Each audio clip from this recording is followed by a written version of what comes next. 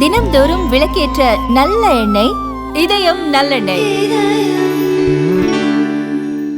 ஜார்க்கண்ட் மாநிலம் சாய்பாசாவில் 4 பெண்கள் உட்பட 10 மாவோயிஸ்டுகள் ஆயுதங்களை கைவிட்டு போலீசாரிடம் சரணடைந்துள்ளனர். மாவோயிஸ்ட் ஆதிக்கம் மிகுந்த மாநிலங்களில் ஒன்றான ஜார்க்கண்டில் மத்திய அரசு 2026 மார்ச் மாதத்துக்குள் நக்சல் மற்றும் மாவோயிஸ்ட் தீவிரவாதத்தை முற்றிலும் ஒழிக்க திட்டமிட்டுள்ளது. அதன் ஒரு பகுதியாக மாநில அரசுகள் தீவிரவாதிகள் ஆயுதங்களை கைவிட்டு சமூகத்தில் மீண்டும் இணைய வலியுறுத்தி வருகின்றன. சரணடையும் நபர்களுக்கு நிதியுதவியும் வாழ்வாதார உதவியும் வழங்கப்படும் என்று உறுதியளிக்கப்பட்டுள்ளது. இந்த நிலையில் சாய்பாசாவில் மாநில காவல்துறை தலைவர் அனுராக் குப்தா, மேற்கு சிங்பூம் மாவட்ட கண்காணிப்பாளர் அமித் ரேணு உள்ளிட்ட உயரதிகாரிகள் முன்னிலையில் 10 மாவோயிஸ்டுகள் சரணடைந்தனர். இவர்கள் தடை செய்யப்பட்ட மாவோயிஸ்ட் அமைப்பை சேர்ந்தவர்கள்.